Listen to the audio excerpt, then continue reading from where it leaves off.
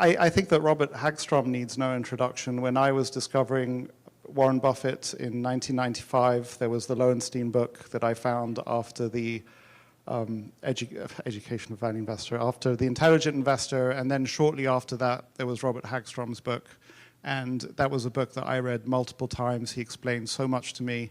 I've never met Robert in person until today, but it really is a pleasure and a privilege to have you here. Thank you so much for coming. I'm looking forward to learning more from you yet again. And thank you for the incredible education that you've given so many of us, actually. So you're a part of the pantheon for me. Yeah, well, you're very, very kind. Yeah. Thanks very much.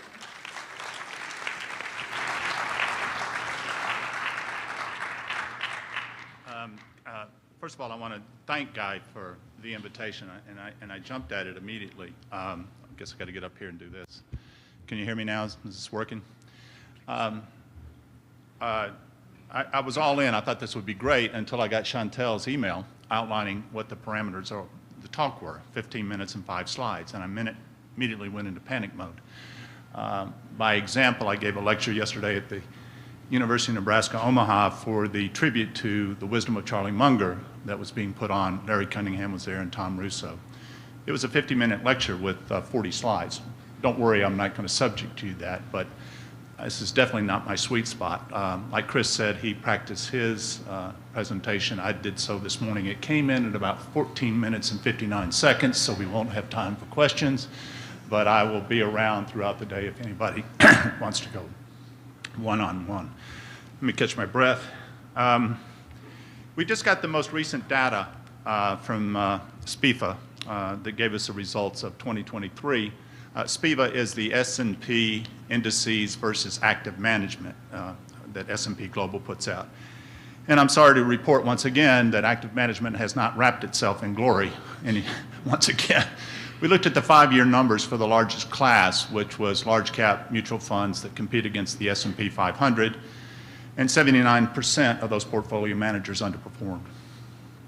We looked at the 10-year numbers, and 87% of those underperformed.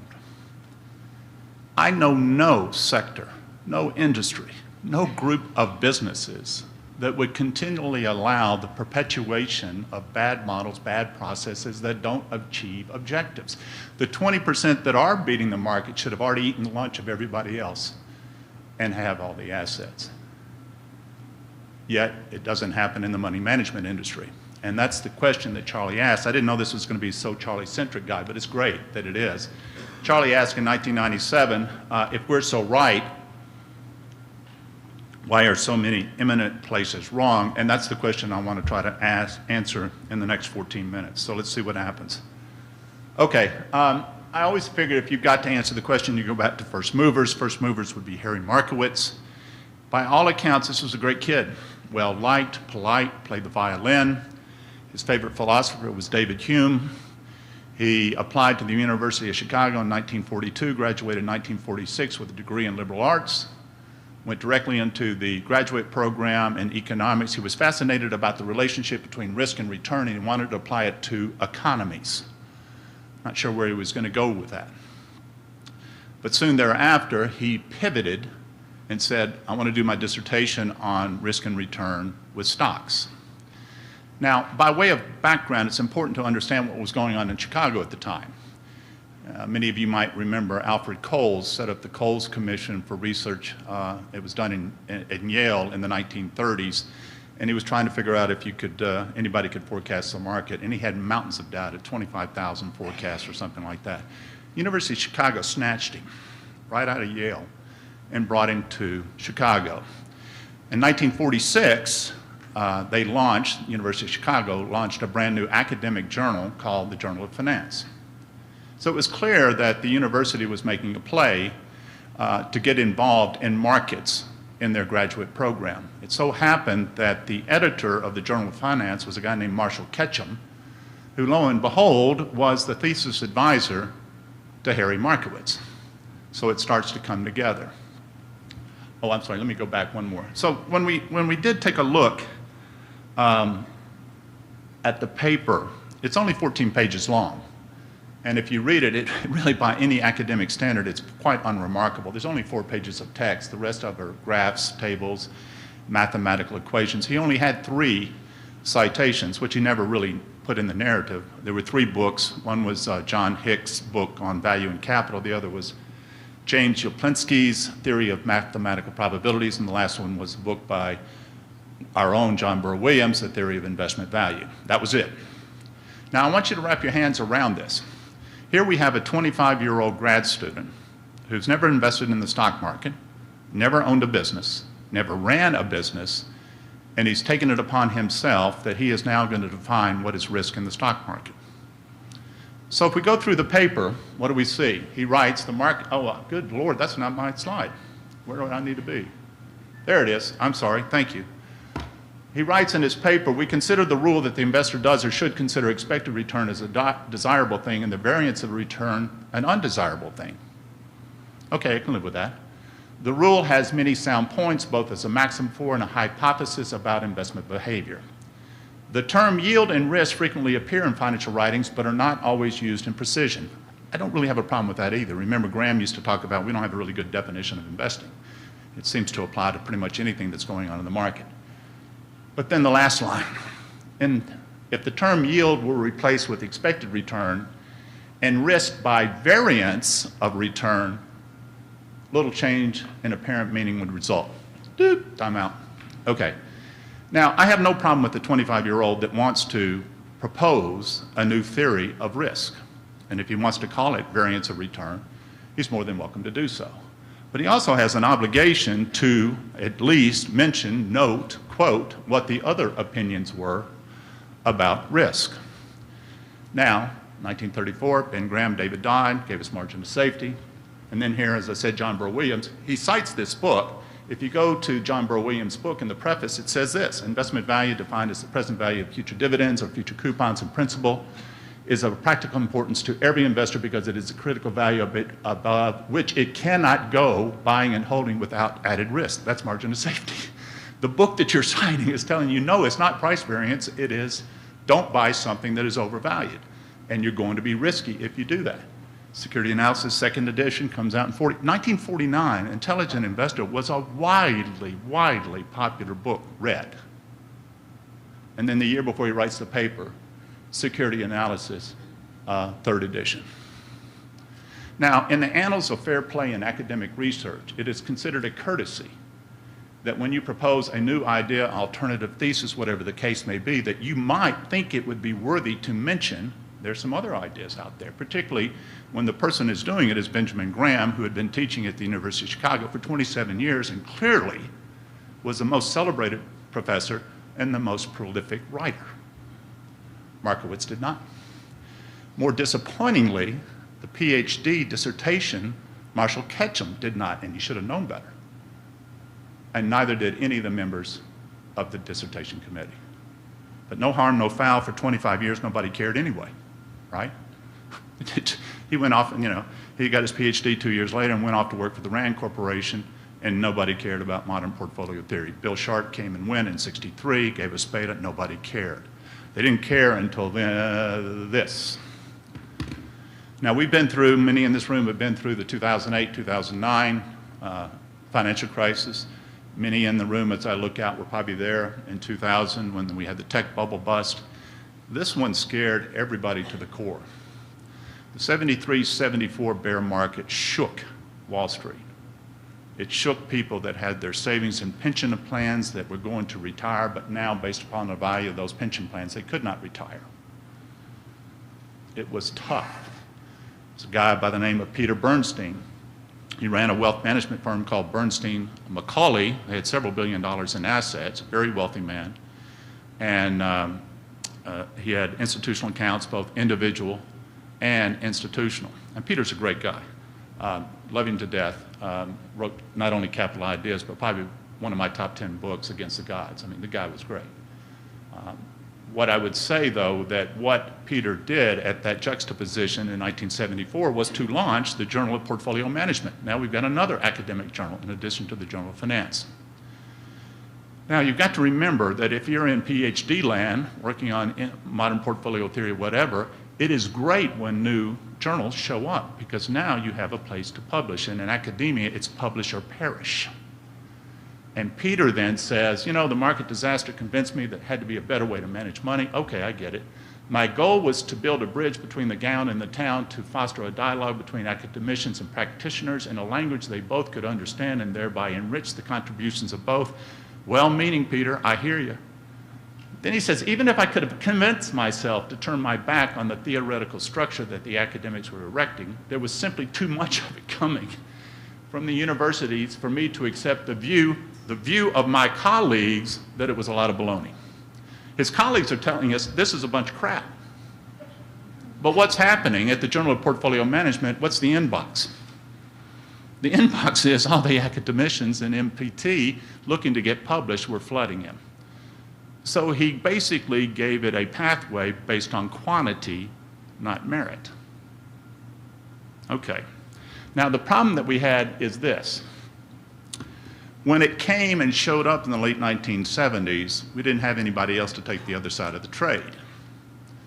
The value investing community that was stopped by Ben Graham and David Dodd was absent. If you look, Ben Graham retires in '56. Roger Murray, phenomenal guy, takes over Ben Graham's class. He also takes over David Dodd's fall class in 1961. This is based upon this book, Columbia Business School, A Century of Ideas. Paul Johnson's going to be speaking today. Paul made a mighty contribution in this book, and I'm very anxious to hear what he has to say about this. So Roger Murray retires in '77, largely because there was nobody interested in value investing anymore.